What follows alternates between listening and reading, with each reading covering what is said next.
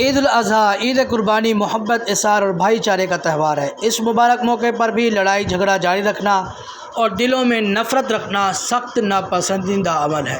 اسلام میں قطع تعلقی تعلقات توڑنا اور آپس میں دشمنی کی سخت ممانعت کی گئی ہے، خصوصاً عید جیسے مبارک دنوں میں۔ قرآن مجید اور حدیث مبارکہ میں کیا بیان کیا گیا ہے وہ میں آپ کو آج بتاتا ہوں۔ قرآن کریم میں اللہ تعالیٰ نے مومنین کو آپس میں صلح کرنے اور تقوی اختیار کرنے کا حکم دیا ہے۔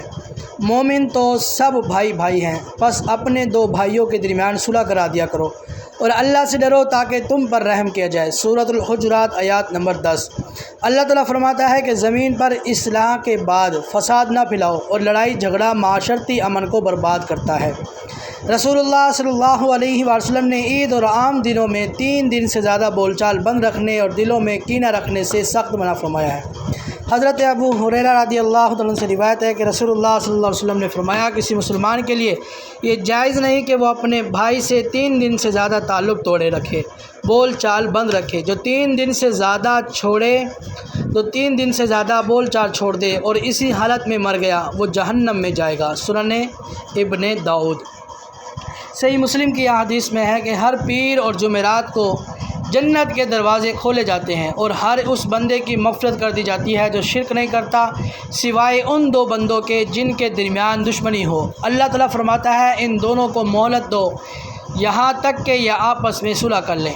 علماء کرام فرماتے ہیں کہ عید الاضحیٰ جیسے رحمت کے دن بھی اگر 2 مسلمان آپس میں لڑتے ہیں تو وہ اللہ تعالیٰ کی خصوصی رحمت اور مغفرت سے محروم رہ سکتے ہیں جب تک کہ وہ صلح نہ کر لیں۔ نبی کریم صلی اللہ علیہ وسلم نے فرمایا، جب 2 مسلمان ناراض ہوں اور ان کا سامنا ہو تو بہترین وہ شخص ہے جو اسلام میں پہل کرے۔ صحیح بخاری کی حدیث مبارکہ ہے۔